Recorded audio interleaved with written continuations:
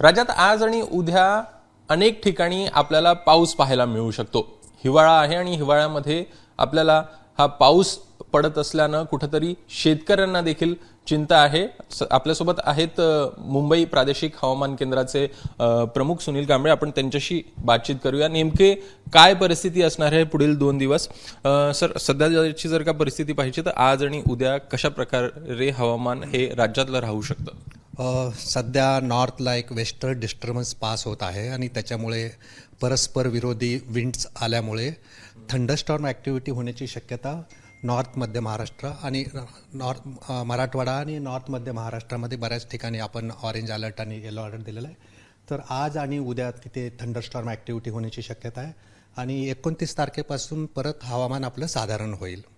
एकूण सध्याला जर का पाहायचं तर उत्तर महाराष्ट्रामध्ये काही ठिकाणी जर पाहायचं तर कशा प्रकारचा पाऊस आपल्याला पाहायला मिळेल? आपण जळगाव, अहिल्यानगर, नाशिक इथे जे आहे थोडेसे थंडरस्टॉर्म ॲक्टिव्हिटी किंवा थोडासा गाराचा पाऊस पडण्याची पण शक्यता आहे आणि जिथं आपण येलो अलर्ट दिलेला आहे तिथे पण थंडरस्टॉर्म ॲक्टिव्हिटी आज आणि उद्या होण्याची शक्यता आहे।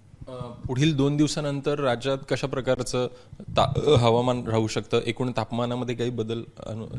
2 दिवसानंतर तापमानामध्ये 1 ते 2 डिग्री घट होण्याची शक्यता आहे आणि त्याच्यानंतर नॉर्मल वेदर प्रिवेल राहील। सध्याची जर का परिस्थिती पाहिजे तर आजसाठी आपण इथे वर बघू शकतोय, धुळे असेल, जळगाव असेल, नाशिक असेल, हा नाशिकचा घाट परिसर आहे जिथं आपल्याला काही ठिकाणी थंडरस्टॉर्म ॲक्टिव्हिटीज आहे। विजांच्या गडगडाटासह पावसाची शक्यता वर्तवण्यात आलेली आहे आणि पुढे उद्याला जर का पाहायचं तर मराठवाडा आणि उत्तर महाराष्ट्रातले काही भाग असेल किंवा विदर्भातले काही भाग असेल, इथं देखील आपल्याला विजांच्या गडगडाटासह पाऊस जो आहे तो पाहायला मिळू शकतो। एकूणच मुंबईतील देखील परिस्थिती पाहिजे तर मागील 2 दिवसापासून थोडी वेगळी पाहायला मिळते आहे आणि ठिकाणी आपल्याला धुरकट वातावरण दिसतं आहे।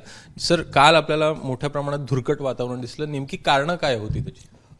ज्यावेळेस विंटर असतो त्यावेळेस थोडंसं विजिबिलिटी आणि ज्यावेळेस हेझी वेदर होतं मुंबईमध्ये तर त्यावेळेस थोडंसं धुरकट वातावरण बघायला मिळतं। याच्या मागचं कारण बरेच कारणं आहेत, पण एक वन ऑफ द रिझन म्हणजे विंड स्पीड खूप काम असतो आणि त्याच्यामुळे हे सस्पेंडेड पार्टिकल बऱ्याच वेळेस हवेमध्ये तरंगत राहतात। त्याच्यामुळे थोडेसे अशा प्रकारचे प्रसंग आपल्याला डिसेंबरमध्ये आपण एव्हरी इयर नोटीस करतो। आता जर पाहायचं तर पुढील 2 दिवस हवामान जे आहे ते निरभ्र दिसतं आहे। मुंबई असेल किंवा आजूबाजूचा परिसर असेल असे काही ॲक्टिव्हिटीज आपल्याला पाहायला मिळू शकतात किंवा मग नॉर्मल किती तापमान राहू शकेल?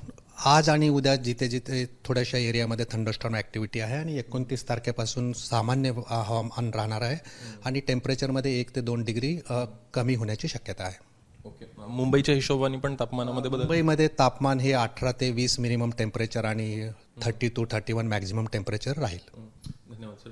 तर एकूण सध्याला परिस्थिती पाहायची तर आपल्याला ही परिस्थिती पाहायला मिळते आज आणि उद्यासाठी। राज्यामध्ये अनेक ठिकाणी उत्तर महाराष्ट्र असेल, मराठवाडा असेल, विदर्भ असेल, इथं आपल्याला पाऊस पाहायला मिळू शकतो। मुंबईमध्ये देखील जर पाहायचं तर 2 दिवसानंतर पुन्हा एकदा तापमानामध्ये आपल्याला घट पाहायला मिळू शकते।